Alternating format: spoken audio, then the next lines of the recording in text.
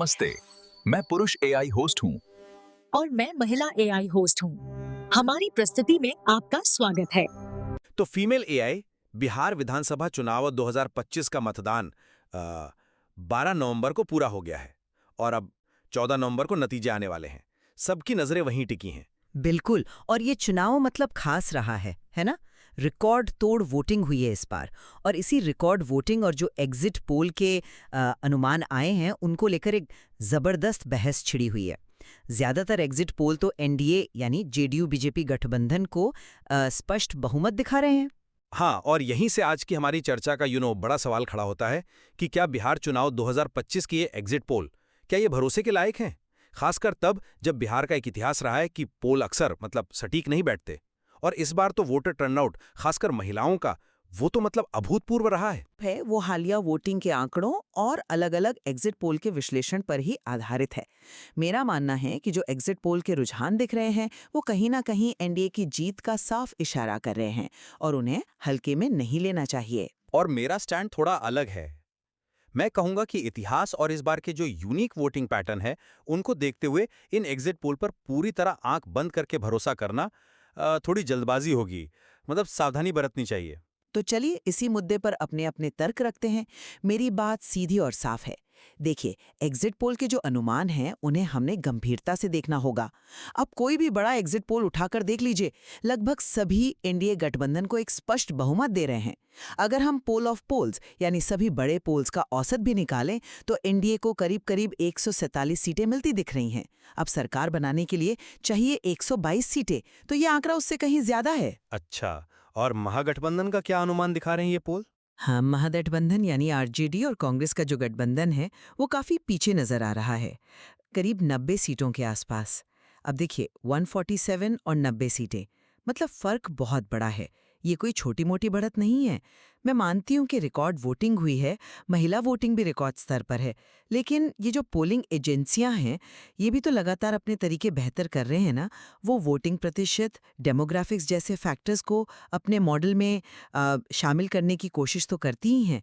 और जब इतने सारे अलग अलग पोल्स जो शायद अलग अलग मेथोडोलॉजी का इस्तेमाल करते हों एक ही नतीजे की तरफ इशारा कर रहे हों और जीत का अंतर भी इतना बड़ा दिखा रहे हों, तो इसे महज इत्तेफाक मानकर खारिज करना थोड़ा मुश्किल लगता है।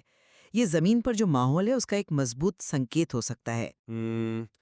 आपकी बात में वजन तो है कि कई पोल्स एक ही दिशा दिखा रहे हैं, लेकिन मैं इसे एक अलग नजरिए से देखता हूं। मेरा मानना है कि इन एग्जिट पोल्स पर खासकर बिहार जैसे राज्य के लिए पूरी तरह यकीन कर लेना थोड़ा खतरनाक हो सकता है। और इसके पीछे ठोस वजह हैं। सबसे पहली और सबसे बड़ी वजह है बिहार में एग्जिट पोल का अपना ट्रैक रिकॉर्ड। क्या हम भूल गए 2020 में क्या हुआ था? लगभग सारे बड़े पोल्स ने महागठबंधन की जीत की भविष्यवाणी की थी। कुछ ने तो स्पष्ट बहुमत भी दिया था, लेकिन नतीजा क्या आया? एनडीए जीत गई। हाँ, वो याद है मुझे। मुकाबला करीबी बताया गया था, लेकिन पोल्स गलत थे, ये बात सही है। सिर्फ करीबी नहीं था, नतीजा बिल्कुल उल्टा था। और 2015 को याद कीजिए, जब महागठबंधन बना था उस वक्त जेडीयू, आरजेडी, कांग्रेस साथ थे। किसी भी एग्जिट पोल को अंदाजा तक नहीं था कि वो 178 सीटों का पहाड़ खड़ा कर देंगे। पोल्स तो औंधे मुंह गिरे थे। तो सवाल यह है कि जो एजेंसियां पिछले 2 बड़े चुनावों में इतनी बुरी तरह चूकीं, क्या उन्होंने रातों रात अपनी सारी कमियों को ठीक कर लिया है? देखिए, बिहार की नब्ज पकड़ना इतना आसान नहीं है। यहाँ की राजनीति बहुत जटिल है। मुझे शक है कि ये मॉडल उन जटिलताओं को पूरी तरह समझ पाए हैं। मैं मानती हूँ कि पिछली बार गलतियां हुई थीं, इसमें कोई शक नहीं, इसे कोई नकार नहीं सकता। लेकिन क्या हर पिछली गलती का मतलब ये है कि भविष्य की हर भविष्यवाणी गलत ही होगी?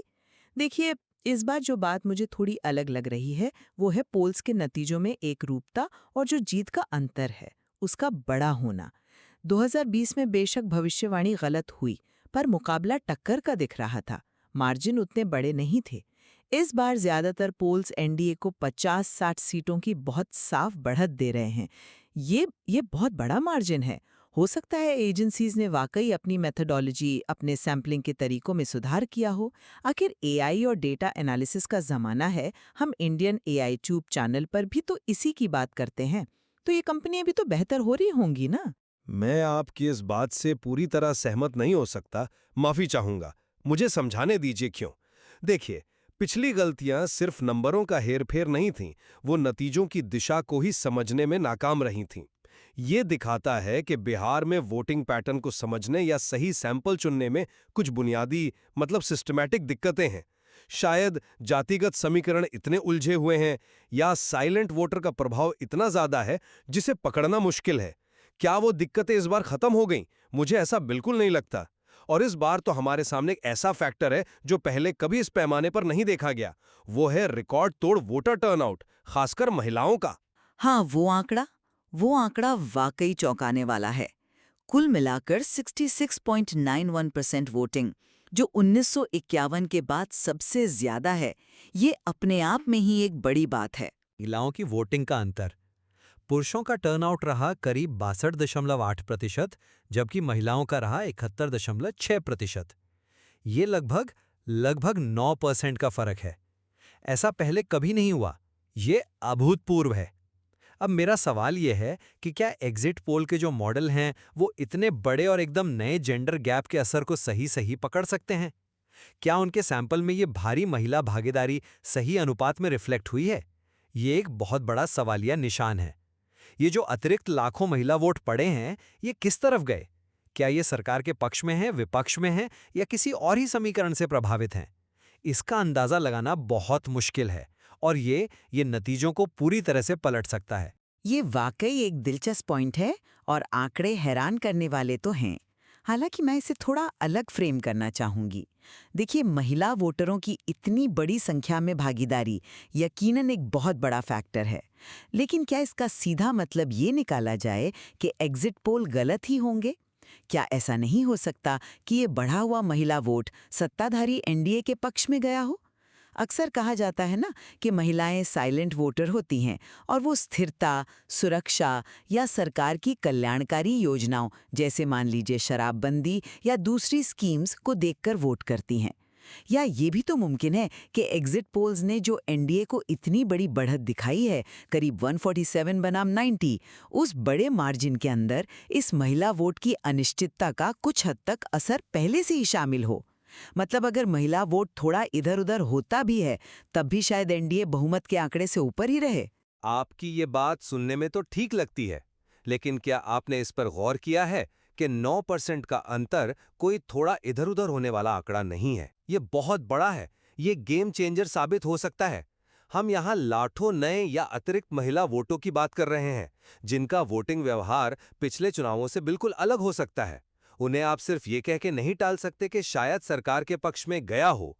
ये एक ऐसी अनिश्चितता है जिसका पैमाना बहुत बड़ा है। इसे आप अंग्रेजी में नोन अननोन कह सकते हैं। हमें पता है कि ये हुआ है, लेकिन इसका असर क्या और कितना होगा ये ठीक से नहीं पता। और जब अनिश्चितता इतनी बड़ी हो तो एग्जिट पोल के साफ सुथरे दिखने वाले आंकड़ों पर आंख मूंद कर भरोसा करना मेरी नज़र में ठीक नहीं है। ये बिहार है। यहाँ पहले भी ऐसे नतीजे आए हैं जिन्होंने सबको चौंका दिया है। आपकी चिंता जायज़ है। महिला वोटिंग का ये पैटर्न वाकई विश्लेषण का एक अहम मुद्दा है और नतीजे आने के बाद इस पर बहुत बात होगी। लेकिन मैं फिर उसी बात पर लौटूंगी कि लगभग सभी प्रमुख एग्जिट पोल्स एक ही नतीजे पर पहुंच रहे हैं। अगर सिर्फ 1-2 पोल्स होते जो एनडीए को इतनी बड़ी बढ़त दिखा रहे होते, तो शक की गुंजाइश कहीं ज्यादा होती। पर जब अलग अलग मेथडोलॉजी इस्तेमाल करने वाली कई जानी मानी एजेंसियां कमोबेश एक ही कहानी बता रही हों, तो इसकी संभावना बढ़ जाती है कि वो जमीनी हकीकत के किसी बड़े रुझान को पकड़ रहे हैं, भले ही उसमें सैंपल की थोड़ी बहुत गलती की गुंजाइश हमेशा रहती है। इसे पूरी तरह खारिज करना भी शायद सही नहीं होगा। देखिए, मैं आपकी बात का सम्मान करता हूं, लेकिन ये कई एजेंसियों का एक ही नतीजा वाला तर्क 2020 में भी तो दिया गया था और वो सब मिलकर गलत साबित हुए थे।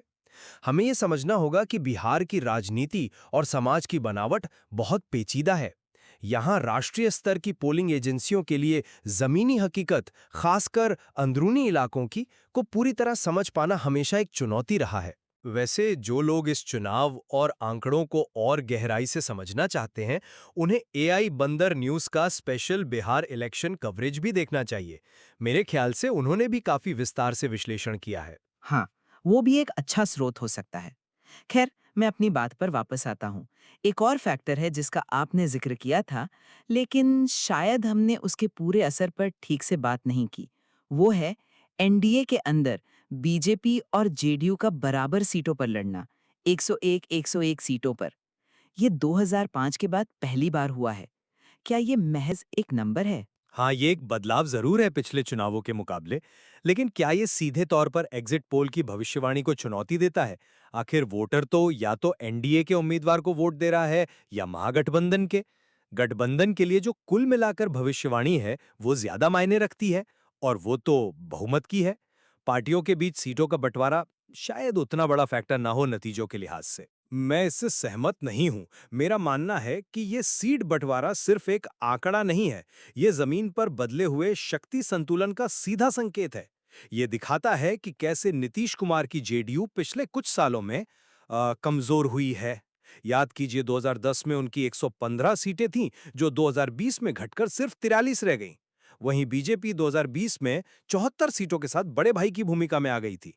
इस बार जब दोनों 101 सीटों पर लड़े, तो इसका मतलब है कि जमीन पर दोनों पार्टियों के कार्यकर्ताओं और समर्थकों के बीच एक नई केमिस्ट्री या शायद कुछ फ्रिक्शन भी बना होगा। क्या जेडीयू के कोर वोटर ने उतने ही जोश से बीजेपी उम्मीदवार को वोट दिया होगा, खासकर उन सीटों पर जहां पहले जेडीयू लड़ते थी? या क्या बीजेपी के कैडर ने उन सीटों पर जेडीयू उम्मीदवारों के लिए पूरी जान लगाई होगी, जहां उन्हें लगता था कि बीजेपी खुद ज्यादा मजबूत है? आप गठबंधन के भीतर की संभावित खींचतान की ओर इशारा कर रहे हैं। बिल्कुल, ये बहुत पेचीदा सवाल हैं जिनका जवाब शायद एग्जिट पोल के ऊपर-ऊपर के आंकड़े नहीं दे सकते। हो सकता है कहीं तालमेल अच्छा रहा हो, कहीं कार्यकर्ताओं में नाराजगी रही हो। ये सब मिलकर जमीनी स्तर पर ऐसे समीकरण बना सकते हैं जो नतीजों में बड़ा उलटफेर कर दें और एग्जिट पोल उन्हें पकड़ने में चूक जाए। ये सिर्फ सीटों का गणित नहीं, ये जमीनी कार्यकर्ताओं के मनोबल और तालमेल का भी सवाल है। मैं समझती हूँ आपकी बात, लेकिन गठबंधन की राजनीति में इस तरह की खींचतान तो चलती रहती है। पार्टियां सीटों के लिए मोल भाव करती हैं, कार्यकर्ता शायद कहीं खुश होते हैं, कहीं नाराज। पर चुनाव के दिन अक्सर वोटर इन सब बातों से ऊपर उठकर वोट करता है।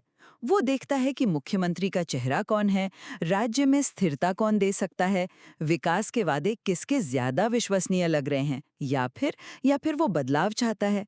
अगर एग्जिट पोल्स सही साबित होते हैं, तो इसका मतलब यही होगा कि मतदाताओं ने इन अंदरूनी समीकरणों या कार्यकर्ताओं की नाराजगी अगर कहीं थी, तो को नजरअंदाज करके एनडीए के पक्ष में एक स्पष्ट फैसला दिया है। हो सकता है जमीनी स्तर की ये जटिलताएं नतीजों पर उतना असर ना डालें जितना हम सोच रहे हैं। यही सिखाता है कि यहाँ की राजनीति को कभी भी हल्के में नहीं लेना चाहिए। यहाँ जातिगत समीकरण, स्थानीय मुद्दे, उम्मीदवार का अपना चेहरा और प्रभाव, ये सब बहुत ज्यादा मायने रखते हैं। इन सब चीजों को राष्ट्रीय स्तर के एग्जिट पोल के मॉडल्स के लिए पूरी तरह से पकड़ पाना हमेशा मुश्किल रहा है। रिकॉर्ड वोटिंग, खासकर महिलाओं की अभूतपूर्व भागीदारी और गठबंधन के भीतर बदला हुआ शक्ति संतुलन, ये दो ऐसे बड़े और नए फैक्टर्स हैं जो इस चुनाव को बेहद अप्रत्याशित बनाते हैं। और ये एग्जिट पोल पर सवाल उठाने के लिए काफी मजबूत कारण देते हैं मेरे हिसाब से। एग्जिट पोल्स में जो एक रूपता दिख रही है और एनडीए को जो स्पष्ट बढ़त यानी करीब 147 सीटें मिलती दिख रही हैं, वो एक महत्वपूर्ण संकेत है। इसे पूरी तरह खारिज नहीं किया जा सकता। हाँ, पिछली गलतियां हुई हैं और महिला वोटिंग एक बड़ा फैक्टर है, लेकिन पोल्स के आंकड़े एक संभावित नतीजे की ओर मजबूती से इशारा कर रहे हैं। और मेरा निष्कर्ष यह है कि बिहार में एग्जिट पोल का जो अविश्वसनीय इतिहास रहा है, उसे देखते हुए, साथ ही इस बार के अभूतपूर्व वोटर टर्नआउट पैटर्न, खासकर महिला और पुरुष वोटिंग में वो 9% का बड़ा अंतर, और एनडीए के अंदरूनी समीकरणों में जो बदलाव आया है, उसे देखते हुए एग्जिट पोल के नतीजों पर पूरी तरह भरोसा करना ठीक नहीं होगा। यहाँ चौंकाने वाले नतीजों की गुंजाइश काफी ज्यादा है। हमें 14 नवंबर का इंतजार करना चाहिए। तो हमारी असहमति का मुख्य बिंदु यही है कि क्या मौजूदा एग्जिट पोल बिहार की उन पुरानी चुनौतियों जैसे जटिल सामाजिक समीकरण, साइलेंट वोटर, इनसे पार पा चुके हैं? और क्या वो इस बार के एकदम नए और अभूतपूर्व वोटिंग पैटर्न, खासकर रिकॉर्ड महिला भागीदारी के असर को सही ढंग से आंक पाए हैं? बिल्कुल सही। और इसका असली जवाब तो हमें 14 नवंबर को ही मिलेगा, जब ईवीएम खुलेंगी और वोटों की गिनती होगी। ये नतीजे न सिर्फ बिहार की अगली सरकार तय करेंगे, बल्कि शायद हमें बिहार की राजनीति की जटिलताओं के बारे में कुछ नया भी सिखाएंगे। निश्चित रूप से अलग-अलग नजरियों से किसी मुद्दे को देखना हमेशा फायदेमंद होता है, और अंतिम फैसला तो बिहार की जनता के वोटों में बंद है। देखते हैं 14 नवंबर को नतीजे क्या कहानी कहते हैं।